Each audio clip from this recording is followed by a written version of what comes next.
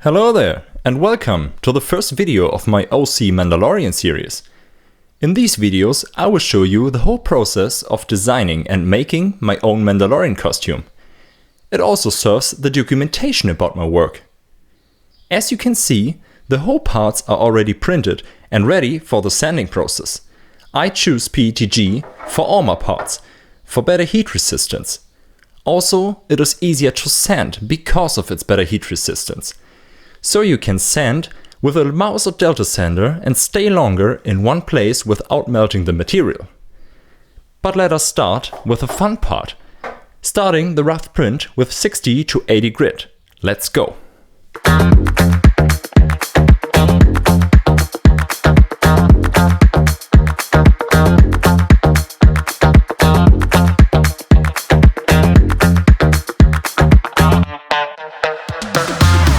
So when I'm choosing my 3D printing material, I always go for some darker materials like gray or even better, black.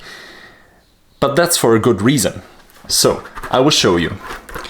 In this case, I started at the left point here. You can see at the dome. You can still see some print lines highlighted here. I just floated over the surface at this point, but that's not enough. What I'm looking for is this kind of area. It's a plain, really smooth surface. You can even feel it with the gloves on.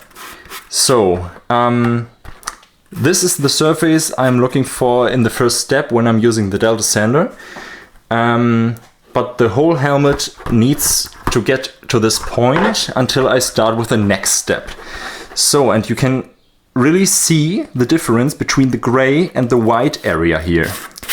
And that's really useful because you can clearly see the difference between the raw printed material and the sanded area because it is so whitish in the difference of the gray. So the areas where you already have been are highlighted. So I'm achieving this smooth surface like here with a medium pressure with the delta sander, and I'm always going against the print lines. So I'm always going like this over the dome, or even here in the front face I will just move up and down because this is the best way to send the print lines away. But anyway, this needs to be done with the whole helmet, so I have much more to do. Let's go.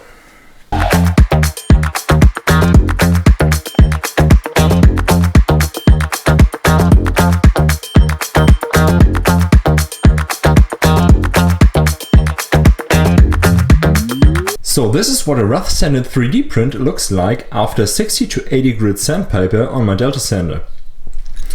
As you can see, here are some corners that are not reachable with the delta sander.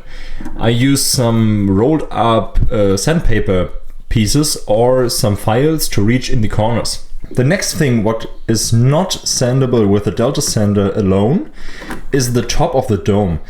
You have these big steps from the 3D print, and these are not quite sandable with the delta sander to make it smooth. What I do is to fill it up until the corners or steps disappear. So at this point you have some more options to go on with. One method could be using some 120 to 180 grit sandpaper to even more smooth out the surface. and even go up to 400 to get it really smooth, and then using filler primer or spray putty, something like that. On my Dinjarin build I used some different method. I used UV resin to smooth out the whole surface from all my 3D printed parts. One advantage was you have more strength on the 3D prints and a much less sanding process. So you get a really smooth surface after 1 or 2 coats if you do it right, because the resin is really easy to sand, and that's the method I'm always using. So I would go on with this method. And a quick tip in between: always clean the surface in between the sands, because these little fumes will hinder the process. Just a quick tip. The next thing I want to address is the downside of the helmet.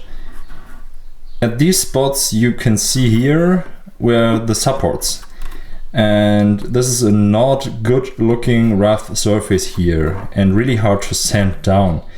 So in this case I also use some filling up metals, or even better, I'm using a soldering iron to burn in this material and close all these gaps.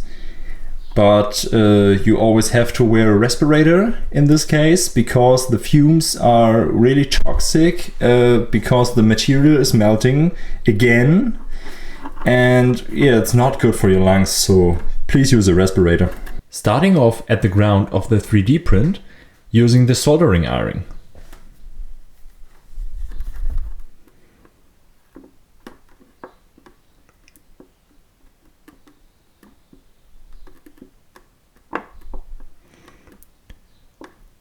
And as I'm doing this, I'm trying to make it as smooth as possible to make further steps much easier. Try not to hold too long on one spot to prevent to burn into the material. You just want to close the gaps. That's what it should look like. You can clearly see the difference between this and this.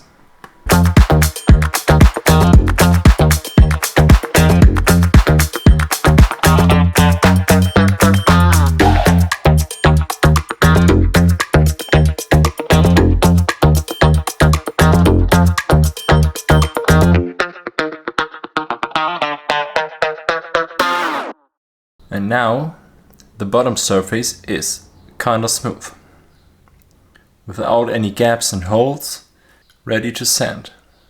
So after sanding this, I have a really smooth surface with some bumps in it.